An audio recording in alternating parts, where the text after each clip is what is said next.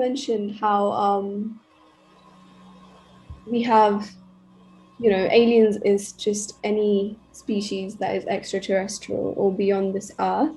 But I've heard you mention in, I think it was one of your interviews, with the School of Bhakti, and you said how there's aliens on the surface of the earth beyond our perception.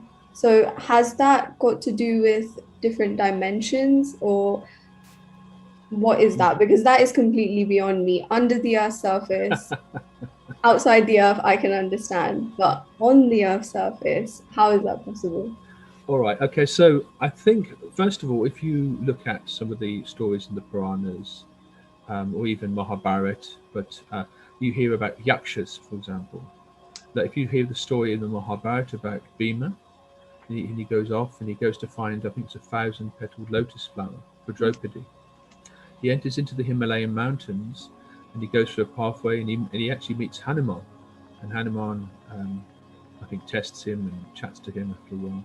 But he goes through, he's allowed to pass Lord Hanuman. And he enters into Alakapuri, actually, which is the abode of Kubera, who has very, very beautiful gardens. Very, very beautiful gardens and lakes, and there's populated by yakshas, which we would regard, I suppose, as being non-human, although they were human-like. And the question is that we can't see them. During Bhima's journey, via the Himalayas, he was able to access other realms, and we see that quite similar with Ram and Lakshman in the Ramayana, where they're able to go and they meet Hanuman, or they go to meet Sugriva, and they go and see the monkey. They go and meet the monkeys, for example, and there's Bali, and there's all these different kind of creatures. I think they're called Varanas, I believe. Yeah, Kimpurusha, three. So, but we can't see them. If we go to there today, and we go and take a photograph, what we'll see are basically beautiful mountains and lakes, and we might end up in Tibet somewhere. However, the understanding is in the Vedas, as far as we can deduce, is that there are portals or pathways, something that, again, which only the qualified people are able, especially in former Yugas, or qualified people who are able to enter realms via the Himalayas. And to support this, not only these stories, but also the 5th canto of the Srimad Bhagavatam describes the island of Jambudvi.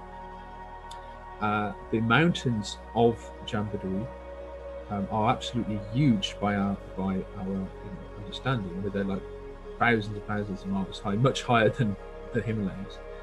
But anyway, within and around these mountains of Jambudvi, we've got these sophisticated spiritual populations that would include, of course, Kimpurusha Dweep and Kubera's abode and Lord Shiva's abode.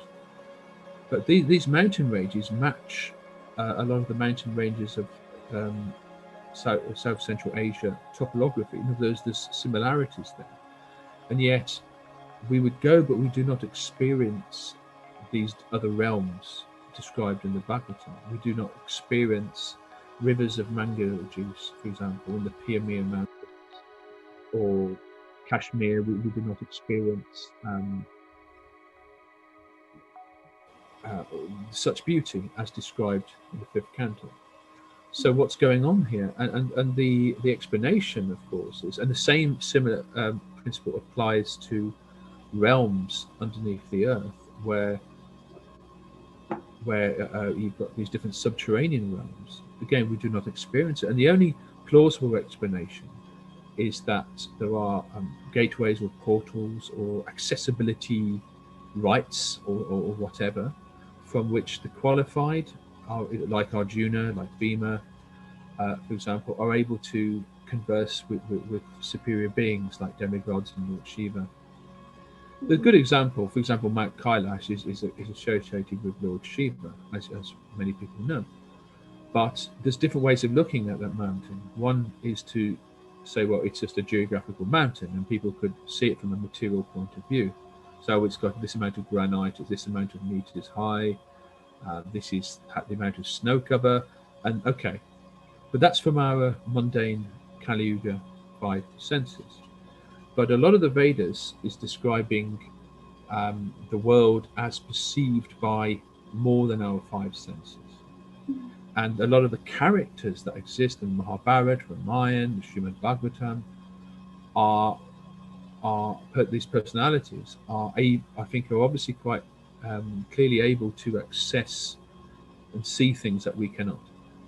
There's a very good example where Srila Prabhupada himself was actually on a plane. He was flying over the Alps, specifically over Switzerland. I was going to ask you about this next. Yeah, and he looked out the window and he said, "Oh, I can see Meru or whatever." And his disciples, unsurprisingly perhaps, could not. And the idea is, of course, that the qualified people are able to see spiritual things that we cannot. Simple as that. So in former yugas, where the average human being had more powers and more spiritual credits, if you like, or more karma, they could access these realms and see these realms as if they were just next door. Just as much as Amsterdam exists or London exists or Paris exists, these are places which we don't question. But to the qualified, they could access these realms just as easy as we could access a city in our dimension. Okay. Right. Yeah. So is Mount Meru still on the earth? It's still on the earth. We just can't see it, or it's not here in Kali Yuga. Very good point. That's a very good question. And in fact, I've thought about this often myself, because there is a school of thought which is that is it a description of the earth as it is now, but we simply can't see it, like you suggested? Or is it a description of the earth as it was in former yugas and now it's gone away? And the answer is both. Both. Because you might say, what does that mean? It quite simply means this: as the yugas go by, we're able to perceive less and less, and therefore, as far as we're concerned, we're living on this globe about 8,000 miles across, and that's what it is. Now, if we can't access other parts of the universe in this Kali Yuga, then in a sense, you could say that it's not here. In a way, you could say it's gone, but actually, it's only gone from our perception. It's only gone from our sight. And the best example is, of course, the demigods themselves. It's not that we say, "Oh, Lord Shiva only exists in the Satya Yuga or Treta Yuga." No, we don't. We don't say that. It's just that we may be less qualified to interact with these personalities as before.